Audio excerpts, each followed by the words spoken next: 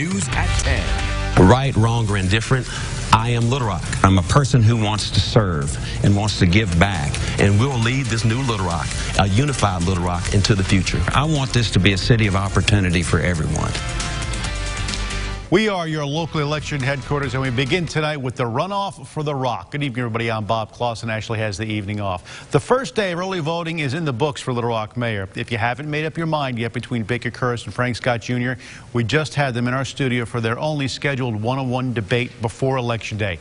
Caretaker Jess Tenor is in the studio, joining us now with a recap of this. And Jess, it was a very interesting debate, informative. I think that's the big takeaway from this. Got a little spicy at times, but I think a lot of folks who watch this, folks who will watch it, will walk away with a lot more information. Most definitely a lot of key takeaways, and one of the main one is over the course of this race, Kurrus and Scott have actually met 52 times, from debates to neighborhood meetings. Tonight was their last public appearance together before one becomes Little Rock's leader and the other lives in his city. Because it's time to unify our city.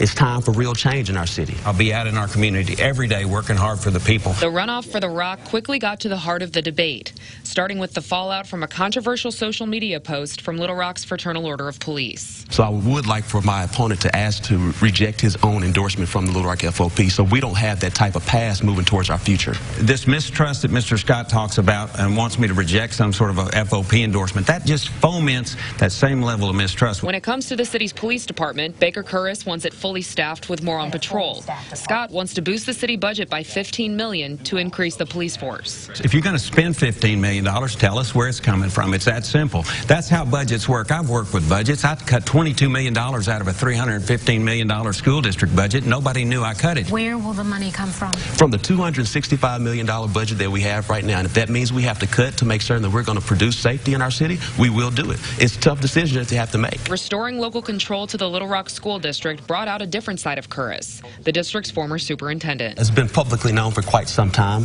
that he was against local control at the time and could not work with the existing school board, and that's actually how he got hired. It's nonsense. That's the first time I've ever heard that. I never said that, and nobody that knows me would ever say that. Now, after the debate, we did ask the Scott campaign what he was referencing. They sent us links to 2 articles from 2015 that break down a motion before the state board that would have allowed Kurrus to serve as superintendent and also reinstate the local elected school board as a sort of advisory council. Kurrus called it then a terrible idea because he wouldn't know who to report to. It was